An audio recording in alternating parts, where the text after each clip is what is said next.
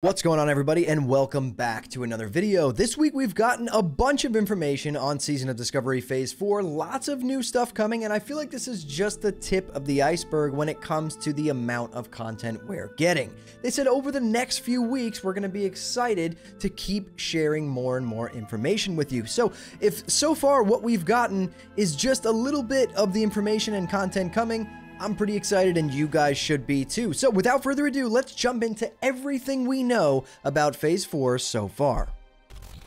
So for starters, this was actually just data mined about 15 minutes ago. The BOA ring runes have been data mined, right? All those ring runes, the utility runes that we were seeing on the PTR, the rune of arcane specialization, axe specialization, dagger specialization, defense, fire, feral combat, sword skill, all of those utility style runes that they have added are now looking to be BOA, right? So maybe you're going to acquire this rune one time, and then you're going to be able to use it on all of your characters, which I think is a great change going forward. People are going to want to be playing alts a lot at level 60, right? There's going to be tons of raids to be doing, so it makes sense to kind of make these changes. Now, for anyone who doesn't know, what these runes actually do is they go on your rings, and they focus mainly on weapon skill, defense skill. If you are a caster, you're going to have like a fire specialization, a shadow specialization, holy, arcane. The list goes on, and what it's going to do for casters is basically give you 6% extra hit chance with that school of spell. And for anyone using the weapon specialization runes, it's going to give you 5 weapon skill, right? So let's say you're a human warrior and you want to be using an axe that you got that was a really nice drop. You're going to be able to put on that rune of axe specialization to increase your axe skill by 5. So no longer is it really important to be a human if you're on Alliance or an orc if you're on Horde for warriors. Moving on to the next segment of news, people have started finding some pretty cool things out in the world. And if you ventured out into the Burning Steppes, you may have seen this timer on the top of your screen stating the Blackrock eruption occurs at midnight and every 2 hours after. And then even seeing another timer that says Blackrock eruption 60 minutes remaining. Now, most likely this is a new PvE style event that they have added to the world. We're not 100% sure of what this event actually entails or what the rewards are going to be. We just know that it's there. And we know that this is most likely going to be a PvE event as stated on the roadmap and by Agrand. But as we know, even if this is a PvE focused event, we know that these type of events really do kind of bring people together for world PvP regardless. So excited to find out a little bit more on that. People have tweeted at Agrand, hey, what's this? And he said, we're not really going to talk about it just yet. So I guess we have to wait and see. Now, moving on, we have the tier set bonuses that have also been data mined. We won't go over every single one of them in this video, but some of them are really good. Like take Feral DPS Druid, for example. The 4-piece set bonus makes your Rake and Rip now be able to crit, which is just massive. And there's a lot more of these set bonuses just like that. If I went through all of them in this video, it would be like an hour long, so we won't do that. But they are out, and I'll have links to all of these Wowhead articles down in the description below. Aside from that, if you guys saw a few days ago, my first post, we talked about this a little bit, but there have been variable difficulty levels data mined for Molten Core, which is really interesting. If we take a look at this tweet here from Sarth showing a screenshot from Duke Hydraxis showing activate heat level 2 and activate heat level 3. This is really interesting. Are we going to have 3 difficulty levels for Molten Core? I'm not 100% sure on it. I don't think anyone is yet. They haven't talked about this much, but we got to kind of wait for more information. But really, it's pretty interesting, and I honestly think it would be really fun to have some variable difficulty levels going into these end game raids. Let me know how you guys feel about that down in the comments below. Now, moving on, this seems to be like it would be a pretty good change, and I think that they nailed it with this one. We have data mined the chipped Drakefire amulet, right? This is your neck for your attunement to Onyxia's lair. However, it's a little bit different than it is in Classic Era.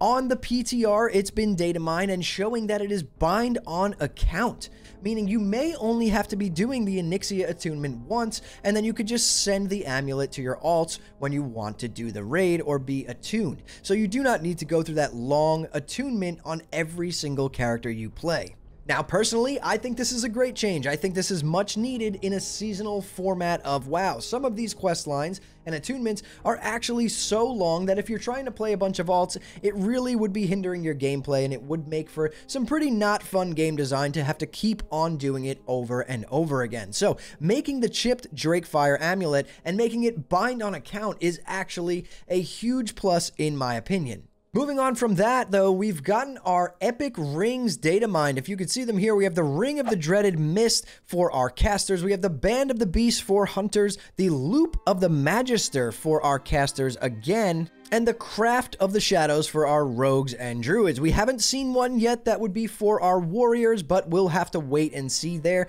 Some of these rings look a lot better than others, right? The hunter, rogue, and druid rings give 1% chance to hit, and it seems like the caster rings, in my opinion, are a little bit weak, but let me know what you guys think. I'm unsure also of why it's not giving you a hit chance on those either. So that is probably leaving a lot to be desired there in terms of design for these rings, but again, we haven't seen all of them. Like I showed you here, we don't have one for warriors visible here yet, or even like enhancement shamans. We really don't know because we haven't seen them all, but so far this is all that's been data mined, so we have to wait and see there. Moving on to some more interesting news, Broxigar's axe has been data mined. It's in the game in Season of Discovery Phase 4.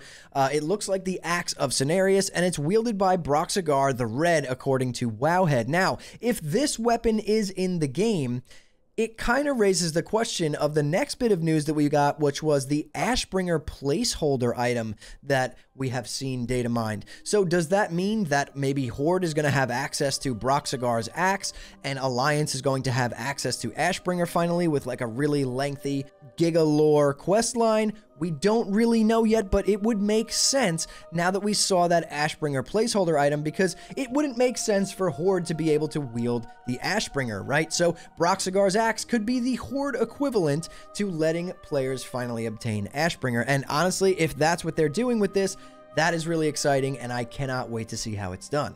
As far as runes go, all of the new runes for your cloak and your rings have been data mined, and some of them are really good and some of them are a little bit questionable. Aside from that, though, they have actually changed a lot of the runes already in the game. Now, if you play a warrior, you're probably feeling the pain right now. They took away Flagellation, they nerfed Consume by Rage, they did some weird stuff with the warrior runes that I don't personally agree with at this time. It feels kind of weird and bad, but we all know that once world buffs hit the PTR, if they ever do, we're going to see warriors start pumping really hard, right? Our damage is going to be almost doubled once we have access to those world buffs. So if you guys want to check out all the runes that have been data mined so far, I'll drop links to all of these Wowhead articles down in the description below. Moving on to another really good change that I think this was much needed, especially in this seasonal format. They're making world bosses instanced, right? So you're going to be able to do these world bosses every single reset. It's unclear if they're going to be on a 7-day or a 3-day reset. We don't know just yet, but so far Azoragos and Lord Khazak are going to be instanced, and the post from Blizzard on this reads, experience Lord Khazak and Azoragos as brand new instance versions of these encounters. These encounters can be experienced with up to 40 players, but will be tuned as 20-player content. Onyxia will also be adjusted to accommodate 40 or fewer players, along with some additional loot adjustments. We'll have more to share in the coming weeks beyond this brief overview, and have more in development for this phase we can't wait for you to discover. Stay tuned to the official site for more information. We got a full preview of Phase 4 coming. We look forward to bringing this endgame experience for Season of Discovery to life. So that is a really good change in my opinion. You're going to be able to do Azoragos and Lord Khazak with your guild every reset, but like I said before, we're not sure if it's on a 7-day or a 3-day lockout. Most likely going to be on a 7-day lockout along with the other raids, otherwise it would be kind of overpowered. But it's good to know that you'll actually be able to be doing these bosses on a weekly basis. And last but not least, I feel like I do need to mention this change here. A lot of you may have already seen it, but Sulfuras the Hand of Ragnaros, the legendary two-handed mace, has been changed. So wondering if we're going to see some changes maybe to Thunder Fury. Who knows? But so far, the changes for Sulfuras Hand of Rag are pretty intense. It basically has the exact same stats damage-wise, a little bit stronger, 382 on the top end, up from 372. But one of the biggest things that's been done is 2 of the effects on the weapon, right? It has an effect now for druids that it will just give you a straight 358 attack power in cat, bear, and dire bear forms. So it is now going to be a true weapon for druids as well. Not that it's not good for arms warriors and ret paladins. It's still going to be very good for them as well. But for your druids, it's nice to actually get it to have some druid stats on it. And then the effect on the original, well, the equip effect was deal 5 damage to anyone who strikes you with a melee attack. The new effect that replaced that one is 20% chance to deal 25 fire damage to all nearby enemies when you are struck by a melee attack. So they upped the damage quite a bit there, and the chance on hit fireball seems to be exactly the same. So that's really it in terms of everything we know so far for Phase 4 Season of Discovery. This was just the first week of data mining. The PTR went live. We got a good amount of information, and I will keep you guys up to date on all of this as we get more and more information. So let me know what you guys think so far down in the comments below. I'm pretty excited. I know a lot of other people are as well, but I know there's a lot of people who maybe quit and they were really discouraged with Phase 3. And to those people, I'm encouraging you to kind of go through this information and realize that, like, you know, these past few phases were just leveling phases. This is going to be true classic endgame in my opinion, and from the looks of what they've done so far, and this is just a small amount of content that they're showing us right now, it looks like it's going to be really good. We have tons of raids coming, right? We're going to have multiple raids to be doing on all of our characters. This is going to be the time to jump in and play Season of Discovery, even if you haven't started yet. If you haven't even touched Season of Discovery, I have good news for you. My guild has started an event internally, kind of like a SOD Fresh movement, where we all re-rolled level 1 characters just to kind of get back into the swing of SOD and have fun. So if that's something that interests you, you know, head on over to the Discord. There's a link in the description below and join the leveling event. We're on Lone Wolf Alliance on the US side. It's just going to be a lot of fun moving into this phase. We're going to probably have like 2 raid groups going if we can recruit enough people. So definitely join us. And if you have no interest in playing at all and you just want to join an awesome community, again, link to the Discord in the description below. But if you guys enjoyed this video, hit that like button, subscribe to the channel, and come hang out with me on Twitch. I stream on Twitch every weeknight at 8 p.m. Eastern Time at twitch.tv/hammerdance. All right, guys, so thank you all so much for watching and listening in. I'll see you all in the next one.